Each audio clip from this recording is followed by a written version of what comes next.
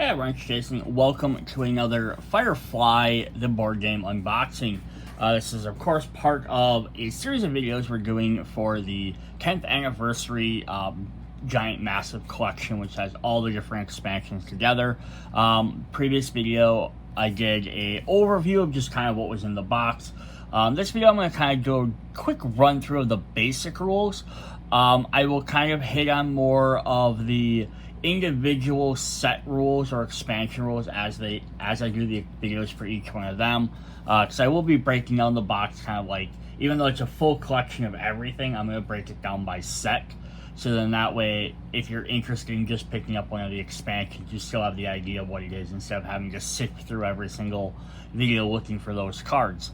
So I just want to do an overview, kind of a run through of what the rules are, so that way if you're not familiar with the game, you got a little learning on what it is. It's not going to be a direct how to play video, but at least you'll have an idea of what the game or what the concept is, a little bit more than I showed in the overview video. And then when we do go over the cards in the next bunch of videos, you'll understand what the text on there is, and I won't have to re-describe it in every video. So this is our big giant manual with everything. So it is going to show in here all the different expansions. But we're going to kind of just pass over all of that stuff. I do like this part again, where they show like what's in each set, just in case you're wondering, hey, what are these cards, or what are those? So the game is fairly idea. So what's the general purpose of it? Or what are you trying to do? The goal of the game, let's start with that. We're going to skip step 4 in here. Every game has a different story. After choosing a story card, set aside the rest of the story cards. They won't be used for the game. Choose a story card may affect the game's setup. So every game will have a story. So let's just start there really quickly. We're going to get these big giant cards. You can't take the sky from me. And they're going to be the story cards for the game. And they're going to explain overall what everyone should be achieving to do to finish the game. Then after that, how people go about doing that, or what they do in between, like maybe trying to complete the steps or to get more advanced or get supplies or resources, crew members or whatever to do this, is going to vary depending on how everyone wants to play. So you have like the first one here. It's just, the first time the captain share, it gives you a little story, what to do, the setup. Maybe when taking starter jobs, you only take from Hakim and Amandol. So it limits what you're going to do. This one down here is recommended for new players. There's a rough time limit. I always remember this time limit is going to be it's a generalized time limit. If you have players that take a long time thinking about stuff, you add more players to the game. So I think it's normal. It began as a 4-player game, and I think now there's up to 8 ships. So I mean, if you expand it to like a 5-6 player game, it's obviously going to take longer. Now what you want to do is you want to do these goals. So you have to make friends by doing, be solid with different contacts, and after completing the goal, take a goal token. Seeing daylight, to complete a goal, have 6,000 money in hand in your first goal, and then go to take the second goal token, and then go to Urza in the Georgia system. With 2 gold tokens and pay the bank 6,000 win the game. So yeah, fairly simple for this one. What could definitely happen though is when you're trying to complete mission, get solid. When you start doing that, you start obviously working up to get your 6,000 for part 2. And then after you become solid 2 different ones, and you have your gold token, you might go ahead and do other stuff to make your money that doesn't make you solid with them anymore. Because now at that point you just need the money. And there's always the fact that even after you have both gold tokens, you still have to keep that money and get back to this place where it could be very possible that somebody could end up stealing, or you might run into trouble or this or that, and you might have to go complete more jobs to do it. So it's not just hit this like a race, but that kind of is, because as you get racing to get to the end. So there's a bunch of different ones they're going to have. This is a solo one. But they have Desperados, which has some different stuff. Like any player with 15,000 or more to take a gold token. Then you have to do this thing. This one has a bunch of tests you have to go to. You have to go to here and perform some tests at each one of these areas to try and win that. So it's a bunch of interesting stuff. Again, I'll go over all these later in one of the other videos as I'm trying this. This is just from one of the expansions. I just want to point this out. There are some that say PvP focus for experienced players. And then if we get to like one for all experience levels, this one's supposed to be a little bit easier, but it's a little bit longer of the game. All experience levels, all experience recommended just for experienced players. Yes, we get some different options as you get more expansions. The other big card we're also going to have in the game it has a green one on the back. It's just a standard game setup. So this will come in the base game. It's for all players. It explains how to set the game up.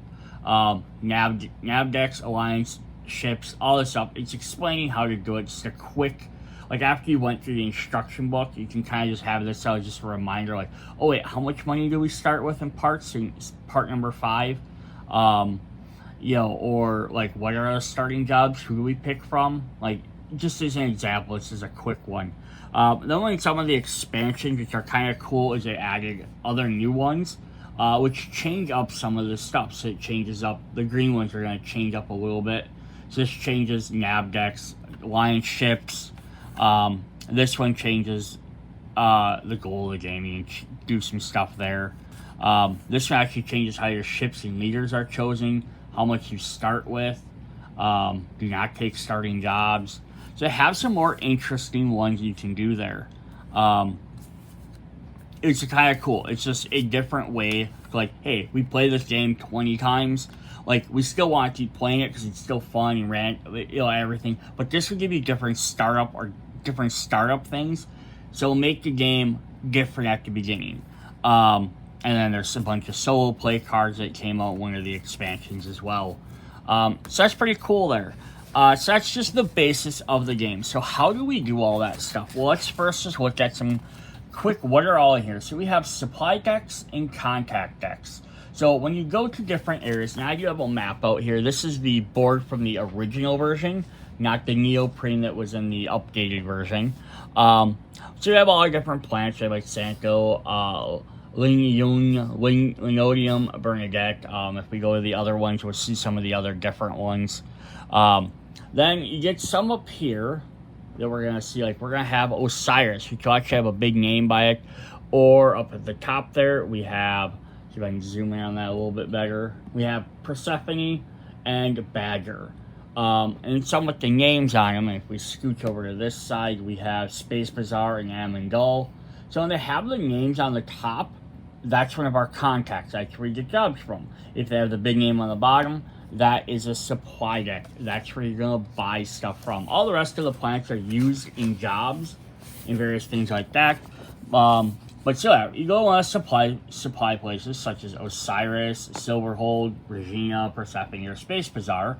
And expansions add more. This is where you purchase your new crew, your gear, and your ship upgrades. And we'll look at those in just a second here. I just want to kind of do a brief over on some of these rules first. And the contact decks, we have like Amandel, Harkin, Patience, Badger, and Niska again for the base deck. This is where you're going to do your different jobs to earn you money. How you get solid with contacts, you're going to earn different other things. You're going to need money to buy more crew and gear and stuff. So you have liberties and they have crimes. So basically the two different kinds there. So other different cards we're going to have. We're going to have our ship card to begin with, which base game, they're all the exact same. They have expansions again, which have some different other ones.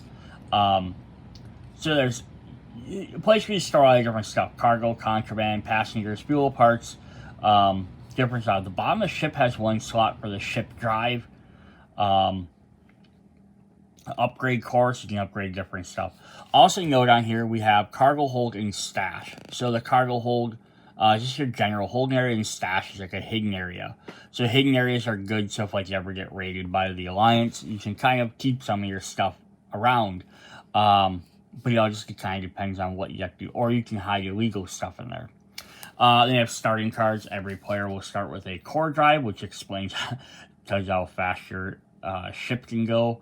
And then a leader, which will give you some idea of what your guy can kind of do. It'll change up a little bit. We talked about storing setup cards. We have nav decks, which will kind of, as you're moving around the board, you might have to interact with these. Lots of times you're going to get the big black with nothing will happen. But you might end up running into the Alliance, possibly Reavers, or other little missions or jobs you might be able to do. The Misbehave deck. So these are when you're working illegal jobs. You're going to try these. You have a little bit harder challenges to do. And then how do you win the game? Is you complete the story mission. So very, very interesting how that works. So yeah, you set up the game is pretty simple. It looks simple. There's a lot of stuff on here. So I will recommend this. If you are playing this game, make sure you have plenty of room. So like, here's the full board. The board we have on the table cuts off like this part of it and this part of it. So, yeah, there's actually a lot. You know, and as you add more expansions, you'll have more different extra decks for more cards. You have more players, there's going to be more room. All that different stuff. And then you have your decks over here for your different areas. And you place the cruiser and the cutter. So the Alliance cruiser starts at the Lingonium. And the cutter starts somewhere up off the top, kind of out of the way. The Reavers, because they don't come into play right away, but you have to maybe deal with the Alliance right off the back. You're going to choose leaders. All players can choose a different leader. There's various different ways to do that. And you're going to get your starting supplies. Each player starts with 3,000 credits, 6 fuel, and 2 parts. Must place their starting fuel and parts on an empty cargo or stash area. Parts and fuel take up half a space they can share. Then you're going to choose starting jobs. You may not have more than 3 cards in your hand at any given time. And then as you play the game, you can activate 3. So you can technically have 6 jobs at a time. 3 you're working on, 3 you're not. What we want to do is... first, players may want to discard any cards they want. They must discard down to 3. So you're going to take a job from each different contact deck. So there's 5 different decks. So you're going to take 5 and you're only going to keep 3. So then and that's going to help you depend on where you're going to maybe aim for first, depending on what job you pick. After choosing a starting job, flip over the top 3 cards of each supply, place them in their respective discard piles. Watch closely as revealed. So this is kind of a neat little thing too, is you start with some cards in the discard, because when you go to interact with them, you can interact with the discard pile a little bit. So again, also might depend on where you want to go first. Ooh, I saw a pilot in Persephone, so I'm going to head there first. And someone else is like, oh, I saw, a transport, in Silverhold. I'm going to head there first. So it might depend on also what your job is saying, what you decide you like to do. Bunch of interesting stuff there. We have some skill tests and stuff we're going to talk about.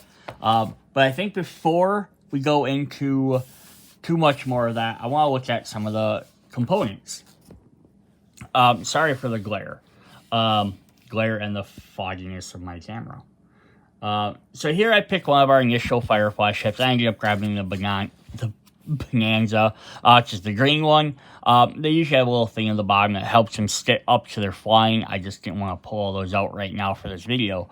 But here I have all my parts. They're all kind of got scattered here when I move the board. Yeah, when you start off the board, you're going to start with all your parts, your fuel, all that stuff in these different spots. You could put some down here in the stash. You can put them anywhere you like on the board. They don't have to be like right across. I mean, you could decide, I'm going to keep all my fuel over on this side. You could keep your parts over here. You could mix and match them if you really want. You could be like, I'm going to put one of each down here in the stash, and I'll keep some up there. Like maybe this is my immediate spending. This is my backup spending. This is my just in case. Just some different options there. And then as you go through the game, you'll eventually might have jobs that pick up cargo or passengers, which will go in those spaces as well. They could go down here.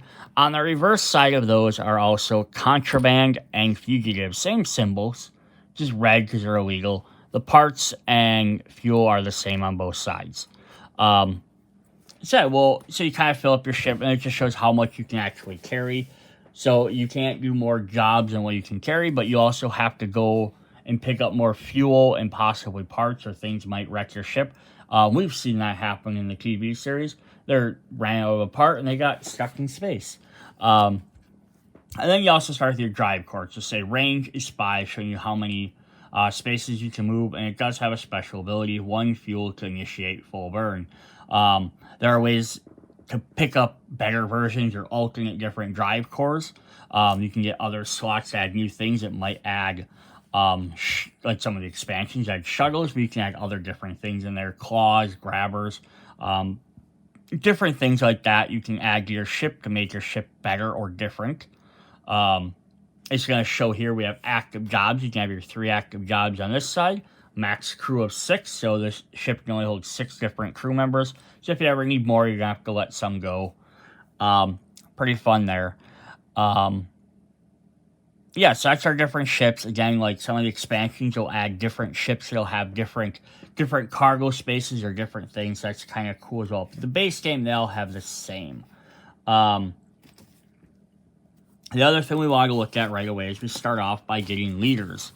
I'm going to move this. I'm going to pull this up, and we're going to look at some of these other cards that we have. Just so we can kind of see them. So our leaders are going to be these blue cards. Same thing with our core drive. They're just so they separate from all the rest of them. So if I start with one, so example, lots of people might want to pick. Someone might want to pick Malcolm to start with.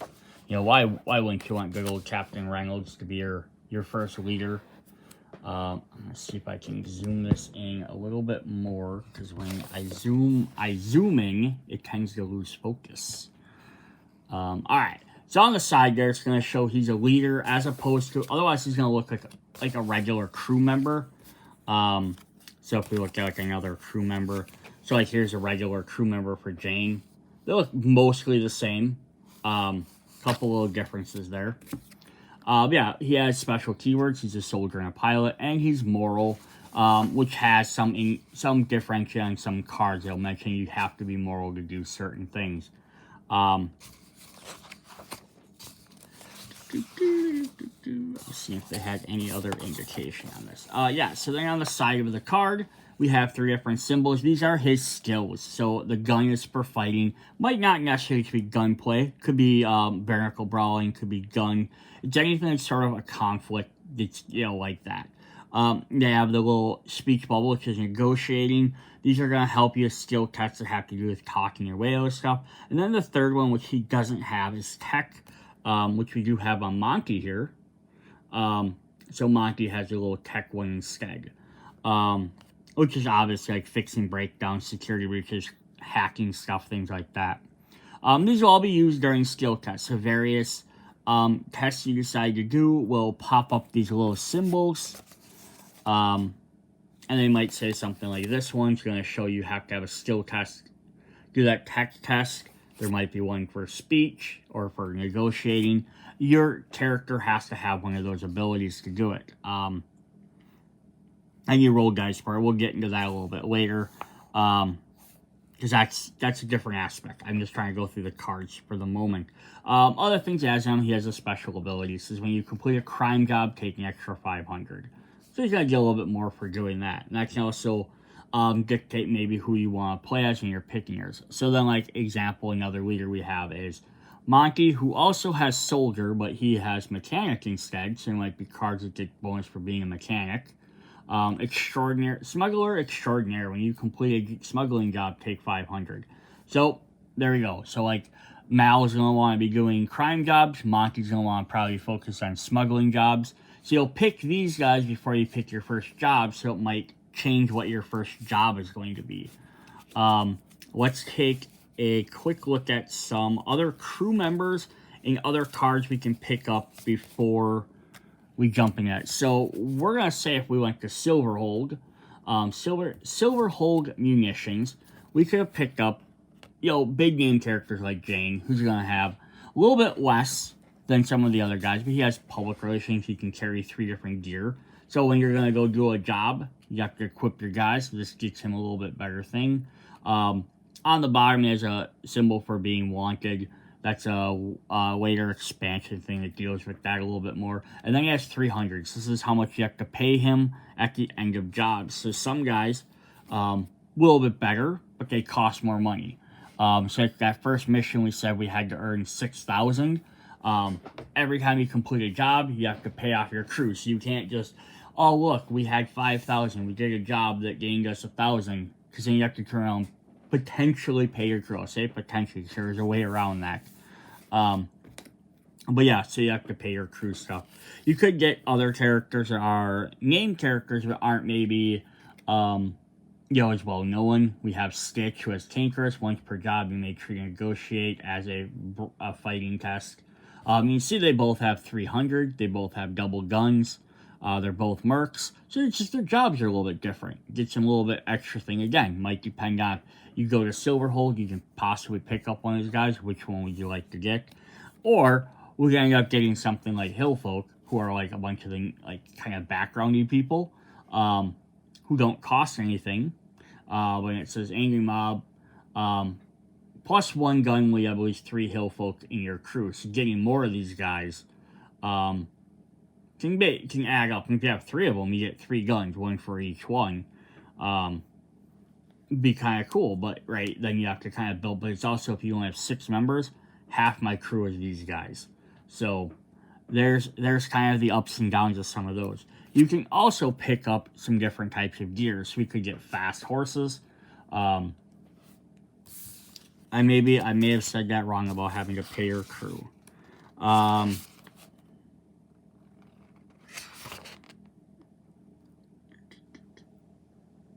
Oh yeah, it's pay the money listed on their card. Yep. So that's also how much you buy the cards for. So you could get fast horses, which count as the discard count as a transport. There's missions that require transports. Or another one is you could end up getting a pistol, which will end up giving you an extra gun for a shooting thing. Also, it's firearms, so there's things that do that. So yeah, getting different gear and equipping your guys will help you pass tests a little bit better. Cool. Now let's look at some of those tests quick. So we have 2 different jobs here. We're going to go talk to Patience. So on the back of Patience's cards, we're going to have a couple of different things. Right here is, first of all, where she's at. So you can find her on the map. You're going to look for Georgia, which is the sun. And then you look for Athens, which is the little planet. So that kind of helps you, like, navigate just a little bit quicker if you're trying to find them. So as we can deal, when solid, you may consider 4 jobs and go with Patience. So if you get each I don't know what they're called. Like,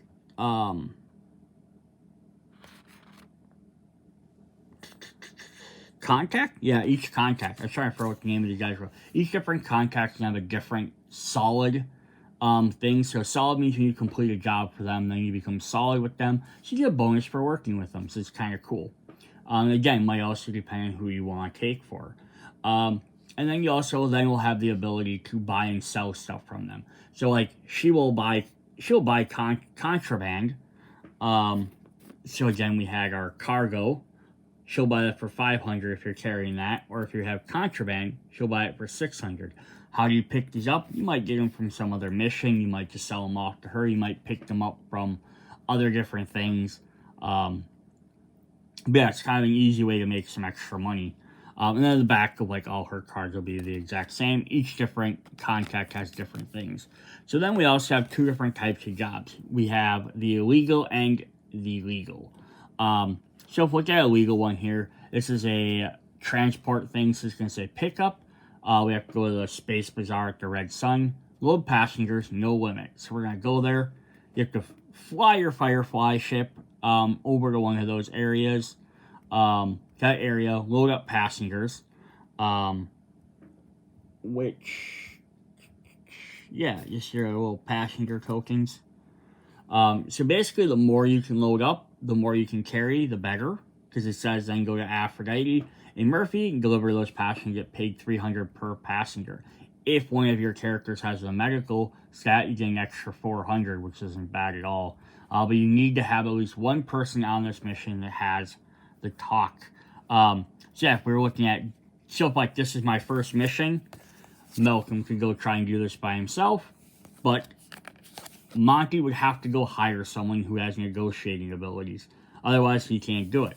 So there's, you know, again, pick them starting characters, starting jobs. You might have to say, hey, can I try and do this myself? Where did I start? Did I start near this?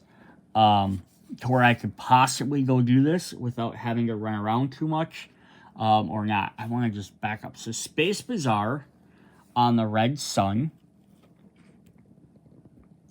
is, so there's our Space Bazaar right over there. Sorry, a little blurry. And we have to go to Aphrodite and Murphy's. So that's all the way across the board to deliver this job. So you have to go all the way across the board to do it, you know, to do this job. But yeah, so that's just some of the things. So usually they're not like right next to each other. But that's a legal job. Those are, you know, up on the up and up. Then we have the other one, which is an illegal job. So these have Target, White Sun, Valentine. So you go there. When you do the first ones, you have to go there, perform a skill test to try and do stuff. Here we have a soldier bonus. You get 3,000 for doing this one. But you need explosives and 2 guns. So both of our main characters to begin with could do it as soon as they get explosives. So then you have to go find explosives first. Which again, when it said watch the deck when they're discarding, you may have saw, you know, Persephone or Silverhold discarded, you know, when they're doing their supply, discard explosives. So I know I need to go there to go get those explosives as quick as I can.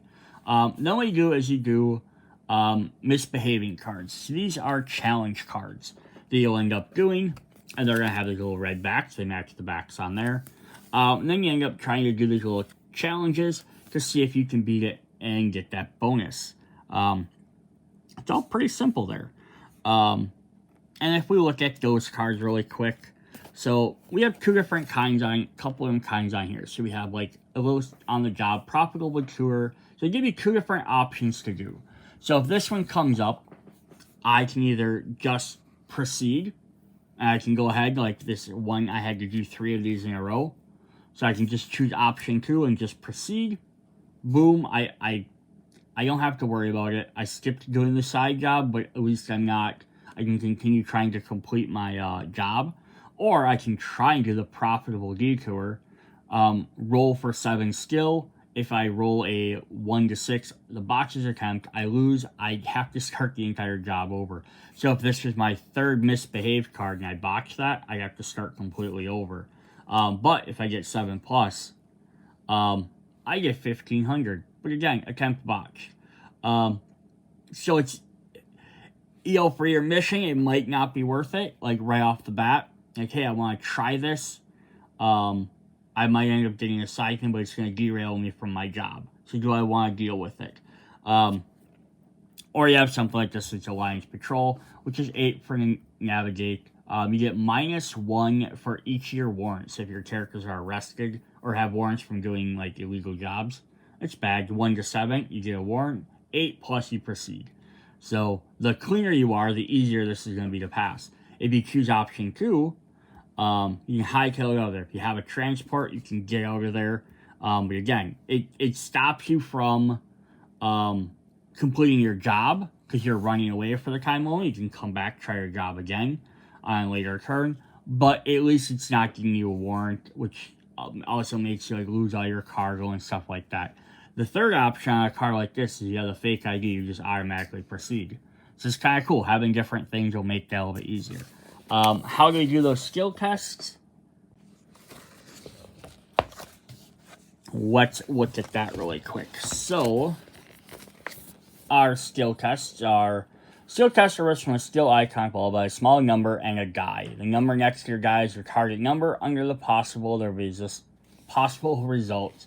To make a skill test, roll a die, add all your available skill points to the appropriate type, compare your skill test to the total results you have. Each skill test will have a different set of results.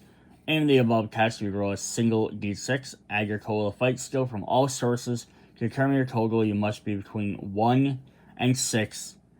You must choose your kill accrue and the job attempt is over. With a 7, you've overcome the test and proceed. All tests resolve in a similar fashion based on which skill. So, yeah, so like for that, for example, like that test there said 7. If I had Malcolm out as my leader, and I had picked up Jane, I would now have 4. So I would roll a die, whatever I get, and like these are the 2 guys on my crew, right? I could roll them, and I automatically add 4. So like right, so 7, 6, 5, 4. I only need to roll a 3 or higher to complete this mission. If like Jane can carry gear, Mal can carry gear. If I gave him the pistol that I also picked up, I already have 5 of 7. So it'd be very easy for me to roll that, right? Because I only need to roll a 2 or higher. So that's really cool. On the other hand, if we looked at our one job here, like this one's requiring a talk, a negotiate. You know, imagine that was a 7 for negotiate, right?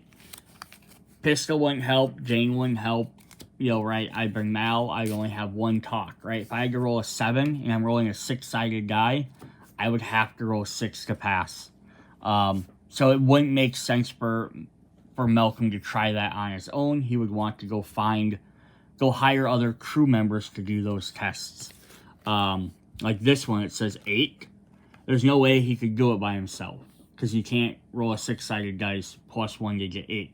But I have my transport, right? I could possibly, if I had my horses with me, I can't complete this. I could roll this, right? Because these are revealed randomly, so you don't know what you're getting.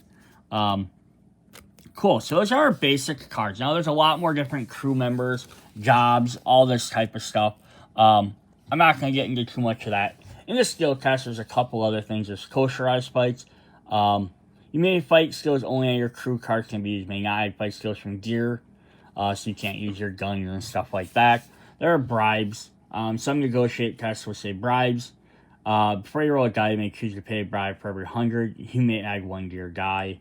And then the dice in the game have a Firefly, and pick your set of 6. You roll a Firefly, counts as a 6, and you make a bonus roll. So cool, if you roll a 6, you always get extra stuff.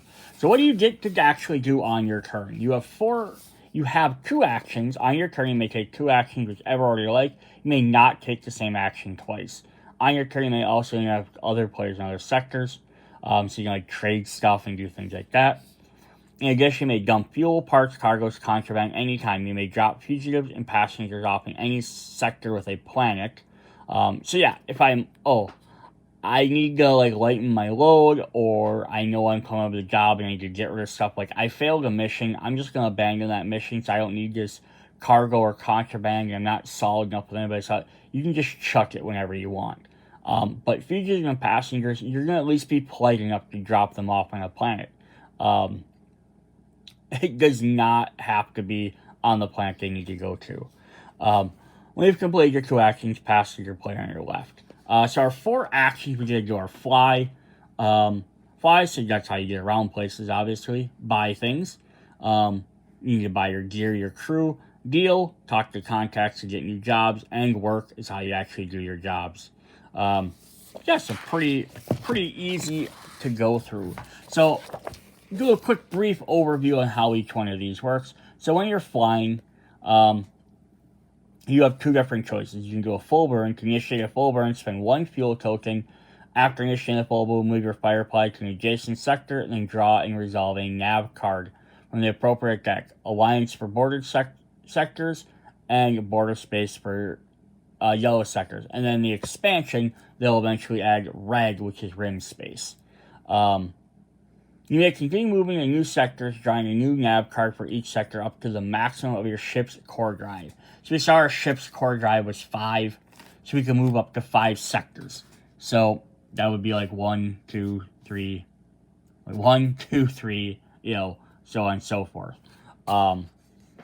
Each like planet here is counted as a sector as well. So if you're going through a big 1, 2, 3, 4, you know, the little tiny ones you can kind of just fly through.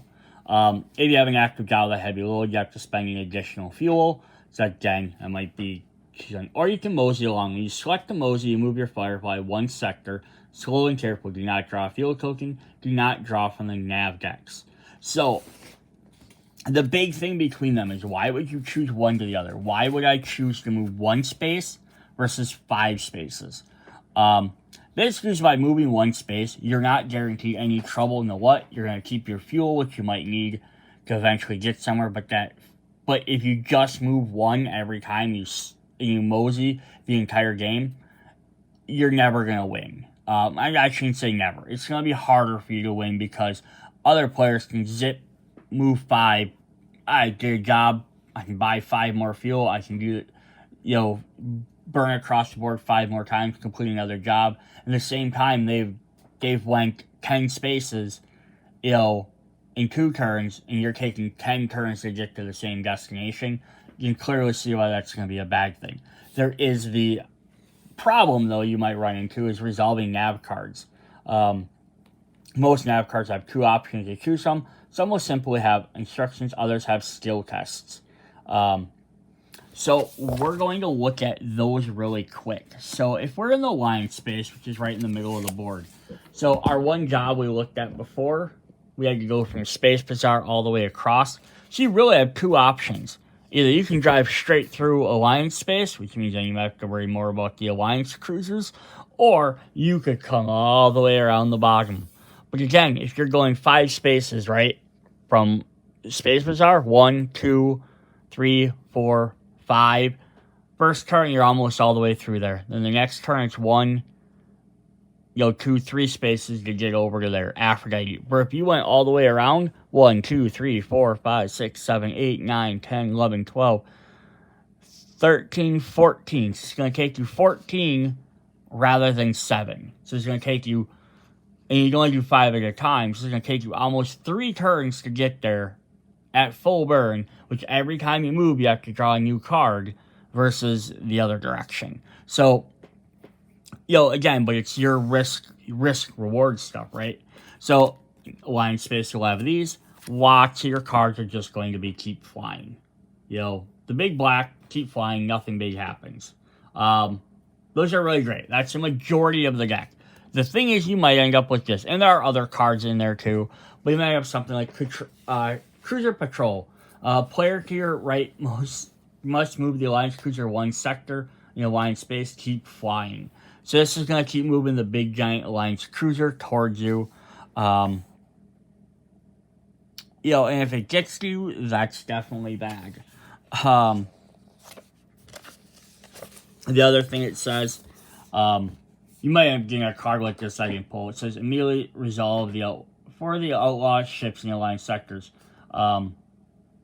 Yes, if you ever run into one of these guys, you have to pay a fine, 1,000 per warrant, clear all your warrants, all contraband and fugitives are seized, including those in your stash, and then roll a wanted crew.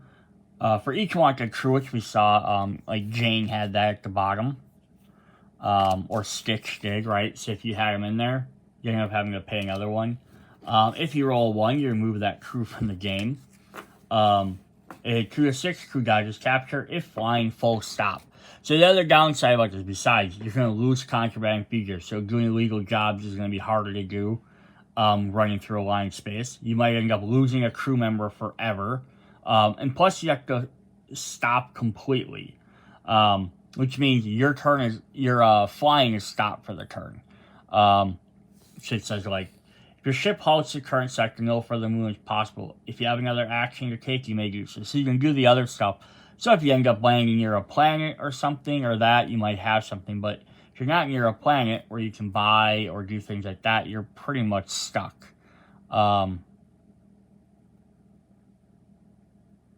Yeah. So that's kind of how that's going to work. That's the downside of those. The Alliance Cruiser moves in 3 different ways. There's a couple different cards you can get to move them. So you can see like you have a couple different ones with different options and stuff, or just the Cruiser Patrol, which I showed you. Then if we go to border space, you might end up with Reavers, which are even worse. So yeah, let's look at their cards quick. So yeah, you go through that space. Yeah, again, you might run into the big black, which is not bad. You might run into a job, ship graveyard. It gives you 2 options. No time to dilly-dally, you can keep flying.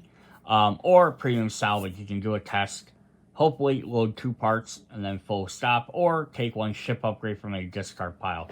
But again, how badly do you need to keep going to get to somewhere? Or do you have room for parts? Can you afford? Is there an upgrade? Couple of different options there. Otherwise, you might end up running like Reaver Contact. So when you start your turn in a sector with the Reaver Cutter, so if the Reaver Cutter or the Alliance ship are ever in your area, they activate these special abilities. So this kills all passengers and all fugitives. You roll an 8, 1 to 7. You kill 2 crew and you evade them. You roll an 8, you kill 1 crew, evade them. Otherwise, you try to create Crazy Ivan, but it requires a pilot and a mechanic. Spend 1 fuel to evade. So if you don't have a pilot or a mechanic, or both of them, and you don't have 1 fuel for some reason, you have to do option 1. So again, you can see like, oh, that could be really bad, losing a ton of your crew members, all your passengers. Means you're doing that first mission, it's like load up passengers. Let's say you loaded up 5 passengers. Now you've lost them all. Now you have to go find more passengers to do that mission again. So they're both tricky on how they can do it. So yeah, there's just, these ships will fly around, the big ships will fly around, they will try and stop you while you're moving. Alright, then up next we have buying from supplies. Let's zoom back out. The buy action allows you to purchase supply cards, gear, crew, ship upgrades, and restock fuel and parts. So you go on a supply plant, so your picture. So what you could do is you buying supply cards, consider 3, buying 2. So consider 3 cards. You may consider 3 cards and only buy 2. So you draw the top 3. Look for the entire discard pile and choose up to 3 cards to consider. For each 1 card less than a 3 pull from the discard, you may draw 1 face-down card from the supply. So this is kind of, you gotta go through the entire discard pile. Oh yeah, there's this card's in there. Okay, I'm gonna take those 2, and then you can draw a random one from the 3rd one. So you have some options of at least seeing what you want, but you can only buy 2 of them. By paying for their remote at the bottom. Very interesting. Browsing the discard pile supply deck when it's not your turn helps keep the game ticking along. So if you know, like, hey, I'm headed towards the Space Bazaar to do something, I might buy stuff there. You can start looking through the discard pile while the other players are doing their stuff, and that way you keep the game kind of moving. Because generally unless someone's going to, like, trade with you, there's not really a ton of interaction between the players. It's kind of helpful to watch kind of what they're doing, though, and paying attention. Like, don't pull out your phone and start playing, because you do want to know what they're doing so you know if they're getting closer to completing their goals or not. You can buy fuel for 100 and parts for 300, which I think they list right on the thing. Here we go. Yeah, so I got a little thing, 100 and 300. So it's very helpful to remember that. Other things you can do is shore leave. Supply plan may use your buy action to give your crew a shore leave instead of buying cards. So pay the bank 100 for each crew, disgruntled not. Remove the disgruntled tokens from them. So yeah, we don't want to give them disgruntled tokens, but you can definitely do that. Pick up crew cards. Talked about that. We have wanted crew, dismissing crew. You may dismiss crew in any sector of the planet. Place them face up in a discard pile of that supply deck. This does not require an action. You may not discard crew to prevent them from being killed. You may not discard your leader. Leaders do not require cut from jobs. That's why they don't have a money number on there. Outcome of any event would cause you to be killed. Return to your ship and place a disgruntled token on them instead. You need to choose to kill a crew member. You can choose to kill your leader, but be sure you don't need their skills and that they're not already disgruntled. And you're all rotten fired. If your leader receives a second disgruntled token, they will have confidence in their crew and they do not leave the ship. Instead, they fire all their crew, immediately discard all your crew to their supply decks. So yeah, it's kind of an interesting thing you can do. We can pick up gear cards we talked about. Typically, one crew member only may carry 1 gear each.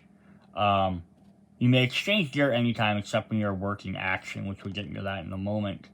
So you can do that. Keywords, ship upgrades, ship slots, drive cores, kind of like just different upgrade stuff. Then we have deals, getting new jobs. So very similar to the buying stuff. You look at 3 cards and accept up to two jobs from their contact deck. If you're solid to contact, you can sell cargo and contraband. Those are the planets. Each job has details what you need. Each contact offers a unique mix of jobs. Harkins offers low-paying legal work. And Go focus on long-distance deliveries, and Niska has lucrative and dangerous heists. So the same exact thing as the other one. Search the discard pile for 3. You may do them. Pick ones you want to do. You may not have more than 3 jobs in your hand. You must discard down to 3. You may not hold more than 3 inactive jobs. Inactive jobs are cards you have not yet begun to work or kept concealed in your hand. Do not place them face up in the active job area to begin the job. And then we kind of looked over how all the jobs work, so I'm not going to get into too much of that. Some will say they're immoral. Small little tab. Whenever you complete an immoral job, your crew all becomes disgruntled. So that's just something to also mention. They'll say immoral up there at the top. And then the last thing is actually working jobs. So yeah, if you're at a planet, you can, depending on which one you're at, you can either buy crew members and supplies and stuff. You can get a job. Otherwise, your actions most of the time are either starting a job or flying. So you can, to start a job, you have 3 active jobs at any time. First, equip crew, confirm job needs, do the job, misbehave, outcome. To commit to gear, you're working a job. Each crew leader may only carry 1 gear card. When you're working a job, gear cannot change hand between crews until the job is over. So if we're doing our one where we're transporting, right, and I'm picking up the passengers and I pick whatever, so I just in case I need it, I have some extra stuff. Extra stuff to do, I can go ahead and like equip a couple extra things to some of my characters. But now I can't switch those equipments off any of them characters until I complete that specific job. So you not need to bring your whole crew with their paid whether they work or not. Gear crew onboard the ship may not be used in any way while working a job.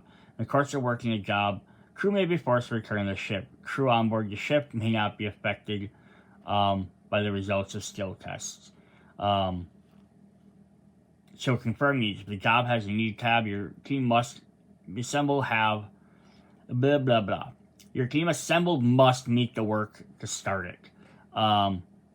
If the needs of a job are not met, they may not be advanced. Cargo cannot be loaded, misbehaving cannot be attempted, etc. Some jobs have a test to take instead of needs. The job will state when to take the test. You can do the job legally. Follow the instructions of the job, attempt to work the job. Most illegal jobs are delivery jobs. Try to pick up something at one location, deliver it to another. You must use a work action to both pick up and drop off to complete the job. Space is a dangerous place.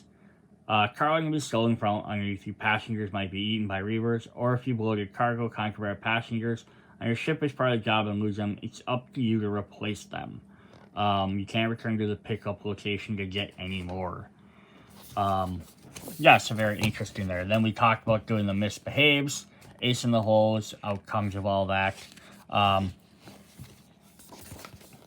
Getting paid. We kind of talked about job owners. Paying the cut, crew their cut. You may choose not to pay some or all your crew. Any crew immediately gets a disgruntled token. You don't have to pay your captain, though. So that's always a good thing. I just want to double check the buying part. Yeah, so I didn't miss that. I thought I missed something about picking up guys. I think you just pick up guys normally. I use one of the actions. Disgruntled crew. In addition to becoming disgruntled after not getting their cut, crew can be disgruntled as a result of different other things. Place another disgruntled tokens on them. If a disgruntled crew receives a second token, they're immediately discarded. That leaves your employment due to the disgruntled and are rehired from the supply deck of any other, by you or any other player. Now, here's another thing. Other players may hire disgruntled crew away from you when they stop in the same sector by paying their hiring fee to the bank. Disgruntled crew join the new captain, and the disgruntled token is removed. So, yeah, doing some stuff, not paying guys, maybe save some money, or bad things happen. it's not the best. You might have to spend money at that shore leave to get rid of those. But if you don't, you could potentially lose all them. If your captain gets 2 disgruntled tokens, you lose everybody. So that's definitely bad. But in addition, another player might fly near you. So when you're out flying, this is one reason why, again, I'm saying don't just start playing on your phone or doing something else. Playing, get up, like, if you have to go to the bathroom, you probably should do that. But yeah, you might ask people to pause the game because you might want to watch where somebody else is flying too. Like, hey, I'm going down here, like this way, and you see someone else coming this way. You might, do I try and go around them, or do I go straight and hope they don't want to do with me? Do I want to purposely go near someone? Maybe we can trade stuff. But you kind of watch because they can steal some of your crew. Reputation, when you complete a job from a contract, is called being solid. When you're solid contacts, you can buy contraband and cargo from them. Harkin will sell you fuel once you're solid rather than buying goods. So that's kind of cool as well.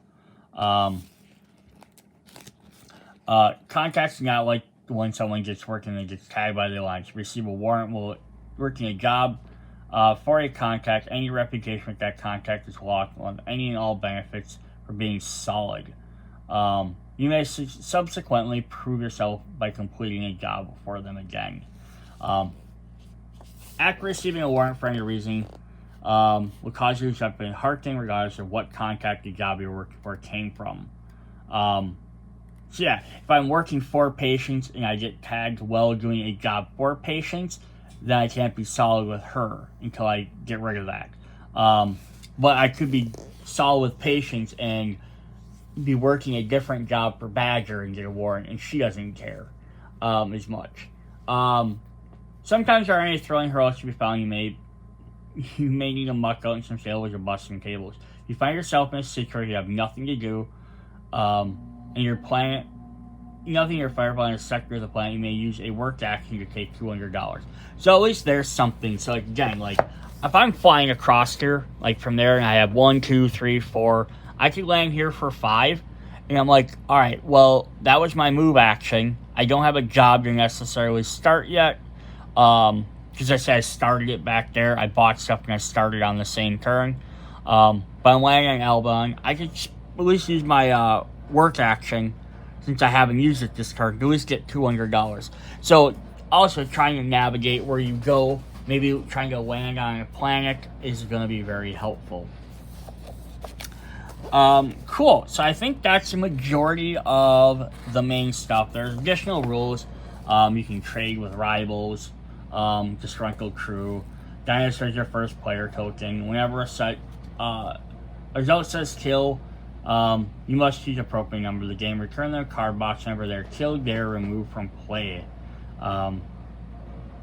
It's different than discarding. Discarding puts them back so people can buy them, but that literally gets rid of them. Professions just give you extra different stuff. Not going to go over too much because they don't generally do too much. Although the medic does have a medic check, but I think they list it on the card. But if you have a medic in your crew and a medic is killed, you have a possibility of keeping them alive. So even if it's not printed on all their cards. There's some various keywords we can get. Fancy Judge, Explosives, Sniper Rifle. Then we're going to get into the section here. It starts going over all the expansions. So I'm not going to go over that in this video. We'll kind of talk about them when they get to the new thing, because they literally mention the new rules for each one. But it's going to add a couple other different card types, some stuff like that. Campaign stuff. But let's look over these really quickly, some of these tips, just as a quickie thing. No fuel, no go. Always take more fuel than you think you're going to need. Again, they take up 2 slots. It's better to have a couple, especially if you have to burn all of a sudden. Pilots help you get stuff done. Mechanics will keep your ship flying. Have an escape plan if you're going to misbehave. Always have a good way to find some transport, like a fast horse or 4-wheel drive mule. Crybaby will help you out avoiding Alliance attention. A crew with a good mix of the three skills is well suited for the guns are great, but you can't shoot away of every situation. When you're shopping for the crew, get the right job, make sure you're at the right place. Each supply plant and contact has something unique. So that's also another thing to keep in mind, that like one planet has more guns and things like that than another planet. There's one that doesn't have almost any gear. It has lots of just contacts. One planet has very few contacts. So you kind of got to know where you're going. I would even maybe recommend the first time you're playing a game. If nobody's played, that's one thing. But if you had a couple people that have played and some that haven't, maybe let the people that haven't at least have a quick look through the deck, so at least kind of seeing, or if they're thinking about going somewhere, let them pick up the deck and at least get a brief run through it. Not sit there and read every card, but, I don't know where to go. Like, what should I be doing? Like, what are you looking for? Crew? Okay, you can kind of get an idea. Maybe. Perfect can be the enemy of good enough. Some days you want to hire a companion, but it's always going to be grifters, or you may head to silver holes hoping to tiny people all you can find is fast horses. Some days that's enough to pull ahead of your rivals where you're patiently waiting for the perfect coup. So it's saying, like, if you're looking for a pilot, don't just be like, okay, I'm just going to sit here and discard, not buy anything. I'm just not going to buy it. You might just have to, like, take what you can get for the time being, go do something else. You might have to switch up your plans. So it's better than heading from the space station Georgia to work a job. Working 2 jobs or better yet 3. So yeah, you might be able to, like, hit a couple places at once. So like a good example of that would be, again, if we were doing our space bazaar over to Aphrodite, you might have a second job that's going to say stop at Lillian Zone to pick up, or to like do something here, like pick up some goods or contraband or something as well. Now you might have to say, I already have too many passengers, I'm not going to be able to do that. So, but you could, is if you know that's going to happen, it says pick up two, maybe pick up 2 less passengers. You can stop here, pick that up, and if it has to go, fly over to Aphrodite, and then it has to get dropped back up at Ariel up there, then you can swing your way back up there. Right? You can make some different options there. Or, like, you don't want to just be like, I'm going to go here, and that's my job, right? You might want to go there, stop at Osiris on the way to pick something up, or maybe go up and around, hit up Badger up at top. Try and hit a couple different things to go. Plan, act ahead, give everyone a job. There's just a couple other different, you mix and match rules and stuff like that when you play more stuff. So that is what we have. Kind of a long video, but I just want to give a good brief introduction. Again, it wasn't a direct how to play, but I think it gives you more than enough information if you watch all the rest of the videos, because we have the big core set, we have Caligesia, and there's the other big expansion, which my brain's not. Blue Sun. Try the other 2 big giant expansions, which had a lot more contacts, more planets and stuff like that. But Breaking Atmo and Pirate and Bounty Hunter guys, some new stuff. Crime and Punishment. So you have a bunch of expansions, bunch of videos to go through, but you'll at least have some idea of what all the cards mean if you watch all this.